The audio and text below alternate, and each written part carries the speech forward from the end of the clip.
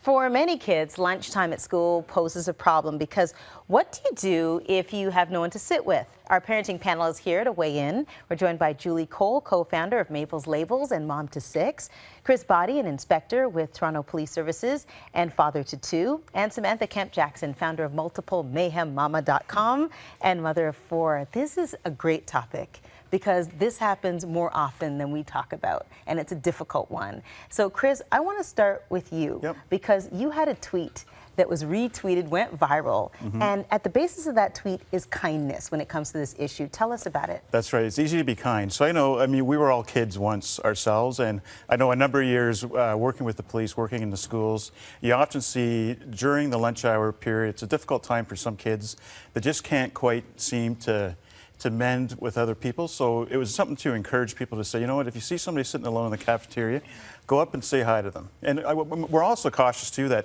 some kids may like sitting by themselves in the cafeteria as well. So they just want a bit of alone time, right? Yeah, everybody's so connected right now. It's true, and I feel like I've got, one of my children prefers being alone.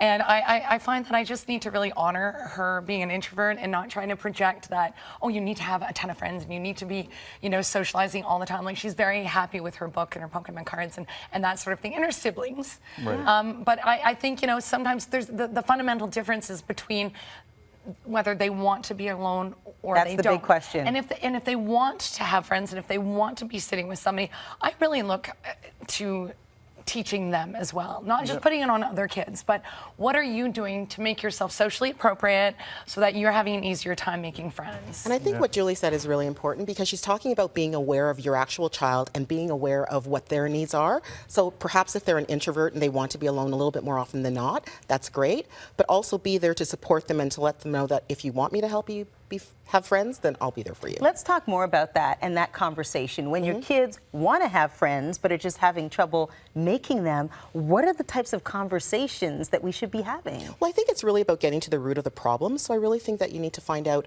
from your child, talk to them as much as you can, but also talk to people who are around them, their friends, or maybe their teachers or your neighbors or family members who might be able to give you a little bit more information about what the issue is. And I find, like, for me, I've used a lot of, I've actually done a lot of teaching with them, you know, and used strategies. I have a child on the autism spectrum, so social stuff didn't always come easily. And I know one thing that I really spent a lot of time with was, you know, a problem he had was he was kind of a sore loser.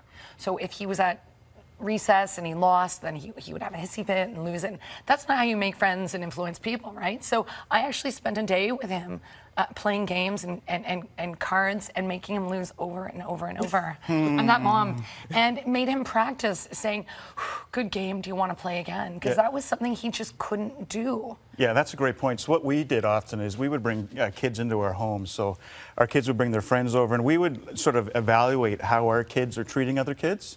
And, you know, if it could be like, okay, you're being a little bit bossy today.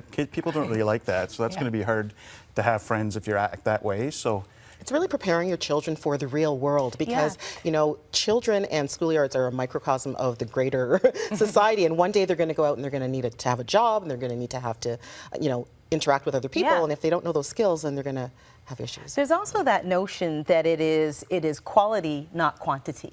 Okay, for example, I don't have a ton of friends, but the friends that I have are family, right? They mean the world to me. So I don't mind being an outlier per se. And my kids are kind of that way too. They're pretty gregarious, but don't have 15 million friends. It's kind of not like that, but it's the quality that matters. I want to know that there's kindness there. I want to know that there's respect for others there. I want to know that there's a work ethic there. How much does that matter? I think providing them also with social opportunities. Those are skills that you need to practice. And something that I try to do with my guys is make sure that they've got their school friends, but I also make sure that they're in scouts or they're in hockey or they have something, so that if maybe things aren't going awesome with the one group of friends, they still don't feel maybe socially excluded, and they have, you know, another group to hang out with and to feel close with. It's about not putting all, I was just going to say, not putting all of your eggs in one basket, and teaching your child that, you know, there's different types of friends and different groups of friends that you can associate with. And we can role model that with our friends. You know, all my friends are different. I have a diverse group of friends, and that's, you know, that's really fun and valuable. That's right. And we want kids to pick safe friends, and safe Well, means that's- predictable, right? yeah. So there's no point in having a bunch of different friends if they're going to lead your kids down Exactly. the wrong path, right? So it's okay to pick and choose your friends, and so I In fact, encourage it's the that right as thing well. to do. Absolutely. Yeah, pick and Absolutely. choose them is not a bad thing. It's probably the right thing to do. Yeah, Yeah. absolutely. What if there, is a scenario where a kid's having a difficult time and maybe being ostracized for it? The kid that stands out. There's always a kid that stands out because there's a little bit different. We read these stories about, the Mark Zuckerbergs of the world, and people like that who really were considered maybe nerdy, if I can use that language, but yet were just different in their way of thinking. What can parents, what can teachers do, those who are in charge, to encourage those kinds of kids? The first thing I would do is just ask your kid to see if it's actually a problem, because Yeah. just because a kid looks like a loner doesn't necessarily mean that he's lonely. To or she's Julie's lonely. point, yeah, Right. and her daughter, Absolutely. yeah. So, and a great thing is just, not overtly, but have the teachers in the schools say, you know what, watch my kid during the recess, watch him during the lunch hour to see if he is actually alone, because, as a parent, you might think that your kid is a loner, but he might be doing very, very well in the school setting. Marching to the beat of a different drum is okay. It's fine. And I right? do find that they and the nerds. There's something cool about being a nerd now, right? Like we've got Big Bang Theory, and sort of there's this. It's okay, and I find that they because I happen to have a nerd, and they find their tribe, and they find the kids who are like them, and they have shared interests, and That's they a come life over and nerd lesson. out, and it's awesome. It's a life lesson in finding your own tribe. Find their Finding tribe. your tribe. That's Yeah, a I like perfect that. way to end this. That's Hashtag. great. We're gonna have to hashtag that.